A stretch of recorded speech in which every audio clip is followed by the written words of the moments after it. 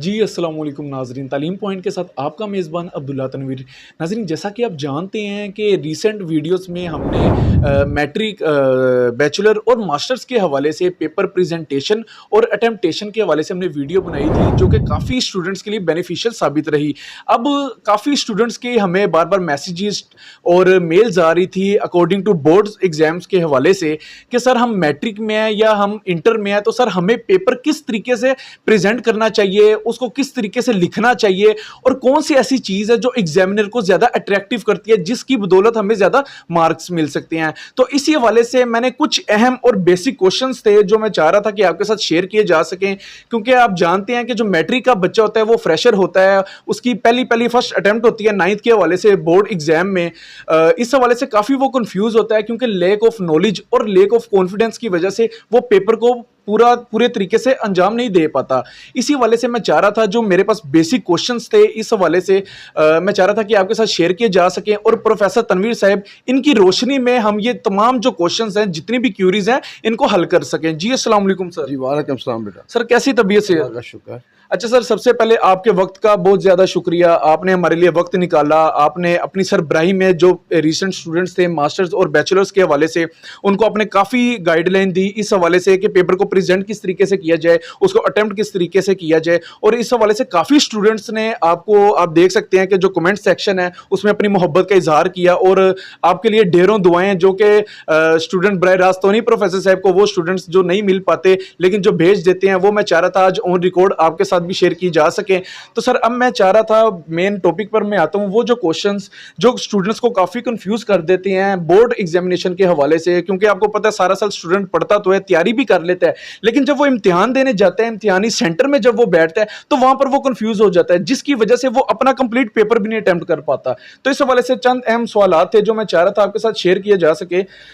Sir पहला question ये है कि सर आंसर शीट को कैसे प्रेजेंट करना चाहिए? क्या वर्ड्स को डिजाइनिंग में भी लिखना चाहिए? क्या ये जो आपका एक पेपर चेक करने वाला एग्जामिनर जो होता है, पेपर चेक करने वाला, क्या ये इस चीज से अट्रैक्टिव होता है? देखें, जो एग्जामिनर होता है वो ये नहीं देखता कि किस बच्चे की जो है वो डिज़ाइनिंग कितनी अच्छी है और कितनी अच्छी नहीं है। वो जो मेन जो मतलब की चीज़ होती है आंसर के हवाले से, जो क्वेश्चन का आंसर था उसी को वो देख रहा होता है। और मैं यही कहूँगा बच्चों को कि आप जो डिज़ाइनिंग के चक्कर में ना पड़ें, जो चीज़ पूछी जा रही है उसी चीज़ के से रिलेटेड ही आप आंसर देना और आप अपना वक्त ज़ाया ना करें, चूँकि एक एक मिनट उस वक्त कीमती होता है। बिल्कुल। अच्छा सर, मुझे ये बताइएगा कि पेपर को स्टार्ट कैसे करना चाहिए और कौन सा क्वेश्चन पहले करना चाहिए? क्योंकि आपको पता है जब बच्चा नया-नया बोर्ड के एग्जाम में बैठता है, तो उसके ज़हन में यही सवाल होता है। ज़ाहिर-सी बात है, मेरा भी इस हवाले से एक्सपीरियंस रहा है, तो शुरू में मैं भी इस हवाले से कन्फ्यूज़ था कि जो क्वेश्चन पेपर पर जो पहला क्वेश्चन होता है, वही ज़्यादा इंपॉर्टेंट होता है हमारे लिए, बजाय इसके कि जौन-सा सवाल हमें अच्छा आ रहा हो। क्या हमारे लिए ये लाज़िम है कि जो पहला सवाल है उसी को लिखें, कि जौन-सा हमें ज़्यादा अच्छा आता है उसको लिखना चाहिए? देखिए जी, जैसे कि कहा जाता है जी, first impression is the last impression. बात ये होती है कि अगर 5 क्वेश्चन है आपने करने हैं और उस 5 क्वेश्चन में पहला क्वेश्चन जो है, जो आप पेपर को देखते हैं, पहला क्वेश्चन आपको सही तरीके से नहीं क्लियर हो पा रहा होता, तो आप समझते हैं कि शायद पहला मेरे लिए लाजमी है, तो आप पहले के चक्कर में बाकी जो अच्छे तरीके से आपको क्वेश्चन के आंसर आते होते हैं उनको भी लूज़ कर देते हैं। तो इसका तरीका ये होता है कि सबसे पहले जो क्वेश्चन सबसे अच्छा आता है, चाहे वो नंबर 4 पे आ रहा है या नंबर 5 पे क्यों ना आ रहा हो, सबसे पहले आप उसको पकड़ें, उसका आंसर दें, उसके बाद फिर तरतीब से चलें। जो सबसे अच्छा आता है नंबर 1 पे उसको रखें, उसके बाद फिर जिस जिस रेशो से आपकी मतलब आप महसूस कर रहे हैं कि ये जो है क्वेश्चन, इसका आंसर सबसे अच्छा मेरे माइंड में क्लियर है, पहले उसको पकड़ें, फिर सेकंड, फिर थर्ड, फिर इसी तरतीब से आपने चलना है। अच्छा सर, मुझे नेक्स्ट क्वेश्चन ये बताइएगा कि जब बच्चे का उर्दू का पेपर होता है, तो अक्सर स्टूडेंट्स इस हवाले से भी कंफ्यूज हो जाते हैं, वो उसको पहले पेज से स्टार्ट करने लग जाते हैं जहां पर ऊपर रोल नंबर लिखा होता है। बाज का समटाइम्स ऐसे होता है कि आपका एग्जामिनर आपको नहीं बता पाता। तो सर इस हवाले से आप क्या गाइड करना चाहेंगे? अगर उर्दू का पेपर पहली शीट पे लिख लेते हैं तो उसके बाद क्या सारा पेपर कैंसिल हो जाता है? जी, आपने ये बहुत अच्छी बात की है। इसमें ये होता है कि हमारे बच्चों को इस हवाले से गाइडलाइन नहीं दी जाती और वो इसी लैक ऑफ गाइडलाइन की वजह से जो है अपना पेपर जो है ना वो ख़राब कर लेते हैं। और सम टाइम ये होता है कि बच्चों का पेपर जो है ना वो अपना पेपर जो कि उनके एग्जामिनर के माइंड के मुताबिक वो अटैम्प्ट नहीं कर पाते और जिसकी वजह से वो उनको नाकामी का सामना करना पड़ता है। इसके लिए ये होता है कि देखें, जो शीट होती है जिस पर आपने रोल नंबर लिखना है, पेपर का नाम लिखना होता है, ठीक है, रोल नंबर वगैरह लिखना होता है, नाम लिखना होता है, उसके फौरन बैक पर आप कभी भी अपना कोई भी चीज़ नहीं लिखें, आंसर वहाँ ना लिखें, आप अपना आंसर नेक्स्ट पे चलें, क्योंकि वो जो चीज़ होती है ना उसमें से रोल नंबर वगैरह होता है, वो तो उन्होंने उसको काट देना होता है, और जब उन्होंने काट देना होता है जाहिर बात है जो चीज़ उस पर बैक पे लिखी गई वो तो चीज़ गई। तो जो आपने क्वेश्चन का आंसर शुरू किया है, जो मेन चीज़ लिख रहे हैं वो मेन चीज़ तो कट गई है, तो आंसर तो आपका क्लियर ही नहीं हो रहा, तो फिर आपको नंबर वो कैसे देगा। इस चीज़ का खास ख्याल रखें कि उसके बैक पर बिल्कुल भी आपने आंसर नहीं, आप नेक्स्ट पेज से आप आंसर का बिल्कुल आगाज करें। बिल्कुल। तो लाइक सर जो उर्दू का अगर हम जब शीट सोल्व करते हैं तो उसको मतलब बैक साइड से करना चाहिए, और बिल्कुल रोल नंबर वाली जो बैक शीट होती है उस पर नहीं लिखना चाहिए क्योंकि वो हिस्सा काट दिया जाता है। जी सही। अच्छा सर, मुझे नेक्स्ट क्वेश्चन आप बताइएगा कि पेपर में लिखने का क्या तरीका होना चाहिए? क्या अल्फाजों की जो अदायगी होती है उनको बड़े तरीके में लिखना चाहिए कि जो छोटे अल्फाज होते हैं वो दुरुस्त साबित होते हैं? बेसिकली इसमें ये होता है कि बच्चों को सामने बड़ी गलत गाइडलाइन दी जा रही होती है कि जी आपने जो है ना वो बड़ा बड़ा करके लिखना है और आपने पेज जो है ना वो मुकम्मल करने हैं। अब यह बड़ा बड़ा करके तो आप लिख रहे हैं, जो चीज़ रेलिवेंट आपसे आंसर पूछा जा रहा है, जो क्वेश्चन का आंसर पूछा रहा है वो तो आप लिख नहीं रहे, आप थोड़ा लिख लें, मगर जो चीज़ पूछी जा रही है उसके मुताबिक लिखें, टू द पॉइंट लिखें। जब आप टू द पॉइंट लिखेंगे और आपकी जो वर्डिंग है वो क्लियर पढ़ी जानी चाहिए, कटिंग नहीं होनी चाहिए, और इंशाल्लाह फिर आपको वो नंबर अच्छे देंगे। मतलब ना ही ज्यादा बड़े होने चाहिए अल्फाज, ना ही ज्यादा छोटे होने चाहिए। सही। तो सर मेरा नेक्स्ट क्वेश्चन आपसे ये है कि क्या ब्लैक मार्कर भी यूज कर सकते हैं आंसर देते हुए? नहीं बेटा, आंसर देते हुए सिर्फ ब्लू पेन यूज किया जाएगा बस। नेक्स्ट क्वेश्चन है सर ये है कि पेन के अल्टरनेटिव ब्लू पॉइंटर यूज कर सकते हैं आंसर देते हुए? नहीं जी, सिर्फ आंसर में आपने ब्लू पेन यूज करना है, इंक पेन बस। अच्छा सर, नेक्स्ट क्वेश्चन मेरा ये है कि रोल नंबर लिखते हुए स्पेल मिस्टेक हो जाए तो क्या कार्ड के दोबारा लिख सकते हैं हम जो हमने स्पेलिंग में लिखना होता है? जी जाहिर बात है, अगर मतलब आपने गलत रोल नंबर लिख दिया है तो कटिंग कर कर दोबारा आप लिख सकते हैं। जाहिर बात है अगर नहीं लिखेंगे तो आपका रोल नंबर ही गलत हो गया, तो वो फिर आपको उसको कैसे पता चलेगा कि ये स्टूडेंट कौन सा है कौन सा नहीं। सही। अच्छा सर, मुझे नेक्स्ट क्वेश्चन आप बताइएगा कि क्या तमाम सवाल जो एक पार्ट में होते हैं, एक सेक्शन में होते हैं, जितने भी क्वेश्चंस, क्या तमाम को हल करना जरूरी है कि सिर्फ उतने करने चाहिए जितने उन्होंने पूछे होते हैं? लाइक अगर वो 7 क्वेश्चंस होते हैं उसमें से वो कह देते हैं कि 5 क्वेश्चंस आपने अटेम्प्ट करने हैं, अब एक बच्चे को आते हैं तमाम सवाल, तो आपके ख्याल से क्या उसको सारे लिखने चाहिए? जी अच्छी बात की आपने। देखें फर्ज किया करेक्शन में है 10 करेक्शन करनी, आपने 5 है, और उसने जो है वो पहली 5 जो है ना उसी को देखना है। पहली अगर आपने गलत कर दी और बाकी आपकी सही भी होंगी तो ये उसकी मर्जी पर डिपेंड करता है वो आपको मार्क्स दें या ना दें। तो आप कोशिश करें जो पहली हो उसी को आपको करेक्ट करना है और पूरी करें और मजीद आगे ना बढ़ें। सही। अच्छा सर, नेक्स्ट क्वेश्चन भी बड़ा इंपॉर्टेंट है कि सेक्शन के हवाले से ये है कि जितने क्वेश्चंस होते हैं, फॉर एग्जांपल अगर वो 5 सवाल पूछ रहा है तो 5 का ही करना जरूरी होता है। अगर कोई बच्चा 4 क्वेश्चन अटेम्प्ट कर लेता है, उससे ज्यादा उसको नहीं आ रहे, तो क्या पिछले 4 क्वेश्चन के भी उसको नंबर नहीं मिलेंगे? मिलेंगे।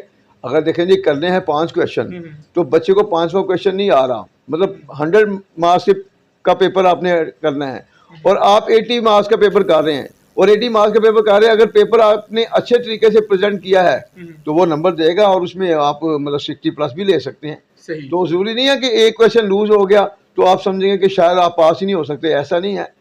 अगर 4 क्वेश्चन भी आपको सही आते हैं तो इजीली करें और कॉन्फिडेंट के साथ करें। सही। अच्छा सर, नेक्स्ट क्वेश्चन मेरा ये है, आप देखते हैं जो क्वेश्चन पेपर पर सवालात लिखे होते हैं वो इतने लेंथी होते हैं कि अगर बच्चा उन तमाम को लिखे और नीचे आंसर लिखे, उसके पास इतना टाइम ही नहीं बच पाता कि वो एंड पे अपने लॉन्ग क्वेश्चन को अटेम्प्ट कर सके। तो क्या तमाम सवालात लिखना जरूरी होते हैं कि उसकी नंबरिंग भी दी जा सकती है? बहुत अच्छा क्वेश्चन किया। मोस्टली बच्चे जो है ना यहाँ पर आकर जो है ना वो अपना पेपर सही तरीके से अटेम्प्ट नहीं कर पाते, और मतलब ये है क्वेश्चन के आंसर तो उन्हें आ रहे होते हैं लेकिन टाइम ना होने की वजह से वो पूरे क्वेश्चन अटेम्प्ट नहीं करते। इसमें यह है कि कभी भी कोशिश ये करें कि क्वेश्चन पूरा ना लिखें। आपने क्वेश्चन में पार्ट लिखे होते हैं, ABC पार्ट लिखे हो, जुज, आपने क्वेश्चन का नंबर लिखना है और जुज लिखना है, उसके बाद आपने आंसर लिखना है। अपना टाइम वेस्ट ना करें, कोशिश करें जितना भी टाइम बचा सकते हैं। हमें अक्सर पता चलता है जी बच्चे कहते हैं जी सारा पेपर सारा आता था मगर सारा आने के बावजूद हमें जो है ना वो टाइम खत्म हो गया, हम पेपर छोड़ना पड़ा। तो इसलिए कहा जाता है कि जो आपने उधर जो टाइम जाया करना है तो वो टाइम जाया करने की बजाय आप आंसर में टाइम वो अपना इस्तेमाल में लाएं टाइम। तो सिर्फ आप नंबर क्वेश्चन का लिखें, 1 या 2 या 3 है, उसके बाद आप जो A या B या जूस वो लिखें।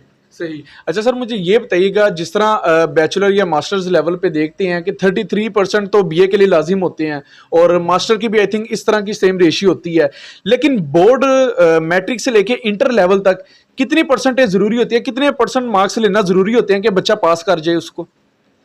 देखें जी, बैचलर तक तो 33% भी पासिंग मार्क्स ले लेता है और मास्टर में 40% हो चुके हैं, मगर मैट्रिक में और इंटर में 33 भी आप लेकर पास हो सकते हैं। मगर मैं यही कहूँगा कि कंपटीशन का दौर है, आप 33 के चक्कर में ना कम अज़ कम कोशिश करें, आपको 50 को क्रॉस करें, 60 तक होंगे तो फिर आपको बेनिफिट मिलेगा आपकी रिजल्ट का। सही। अच्छा सर, मुझे नेक्स्ट क्वेश्चन बताइएगा कि अगर बबल शीट से इंक बाहर निकल जाती है तो क्या वो एमसीक्यूज उसकी जो मार्किंग होगी वो नेगेटिव में आ जाएगी? जी बिल्कुल, स्याही बाहर निकलेगी या कटिंग हो जाएगी, कटिंग को एक्सेप्ट नहीं करता, उसके मार्क्स नहीं मिलेंगे आपको। इस चीज़ का खास ख्याल रखना आपने।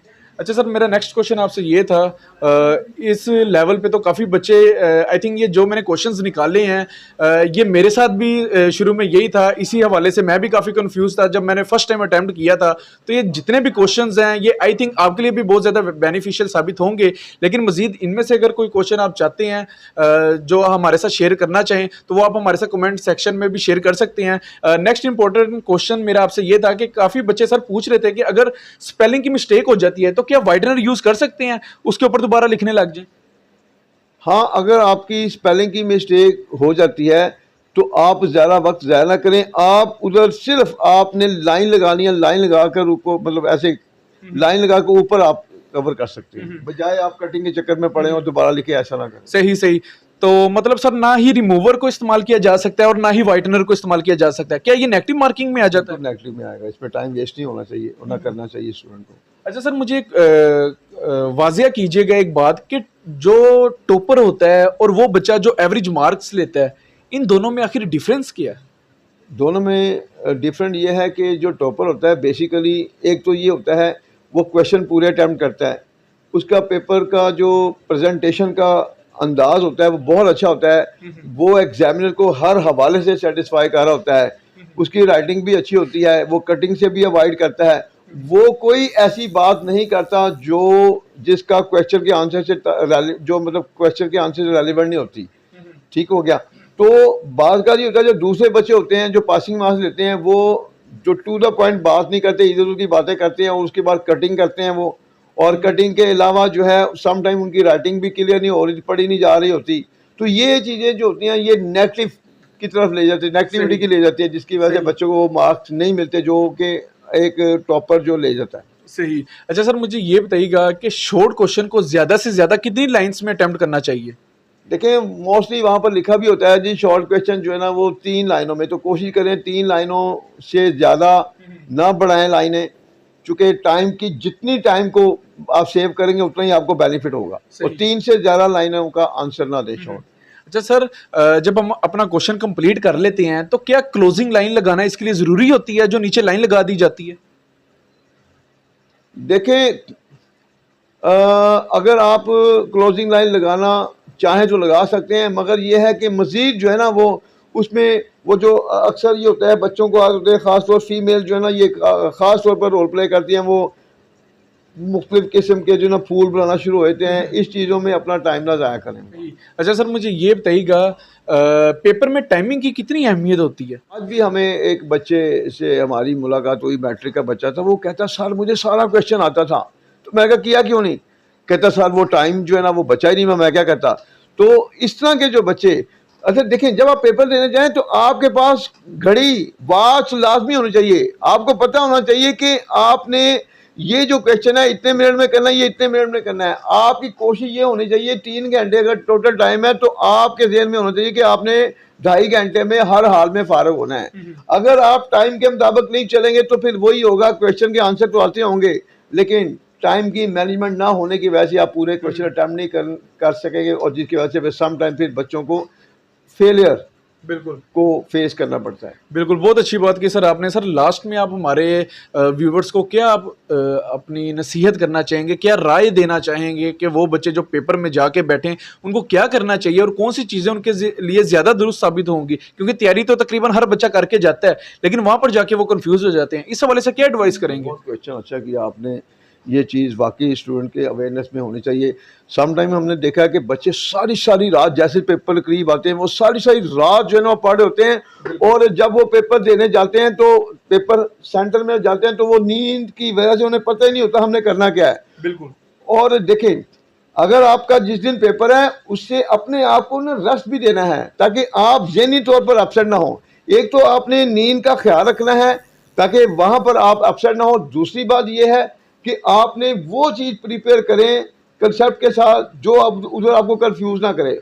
और उसके बाद आप कोशिश करें कि सुबह के वक्त नमाज पढ़ें। नमाज पढ़ के बाद जब आप पेपर देने जाएं बावुज़ू होके जाएं। और सबसे बड़ी जो आपको जो सपोर्ट करने वाली चीज़ है, एक तो जब आपने पेपर देने जाना है बावुज़ू होकर जाना है, और आपने अपने माँ बाप को खुश करना है। माँ बाप को कैसे खुश करना है? अगर आपकी वालदा है तो वालदा के पाँव को आपने छूना है, छूकर उनसे दुआ लेकर जानी है, और अगर बाप है तो उसको सलूट करके जाना है। अगर आप अपने बड़ों की दुआएं लेकर जाएंगे और उसके साथ ही अगर आप बावुज़ू होकर जाएंगे, मैं गारंटी से कहता हूँ जो पेपर में चीज़ें आपने तैयार की होंगी आपको नज़र ही वही चीज़ें आएंगी इंशाल्लाह एज सून एज पॉसिबल।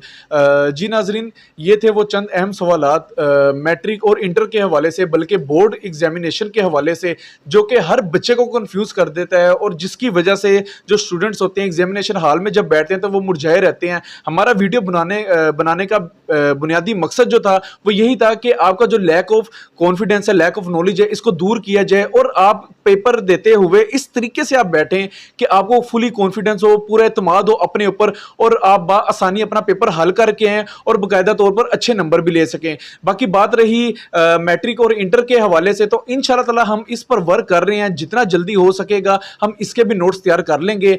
मजीद इसके हवाले से अगर आपको कोई भी कन्फ्यूजन है आपके जहन में, या कोई भी ऐसी क्यूरीज हैं जो आप हमसे हल करवाना चाहते हैं या जो आप हमसे पूछना चाहते हैं, तो हमारे कमेंट सेक्शन में लाजमी आप हमें गाइड कीजिएगा, हमें बताइएगा। हमारी टीम इंशाल्लाह ताला 24 हर्ट्ज इस पर वर्क कर रही होगी।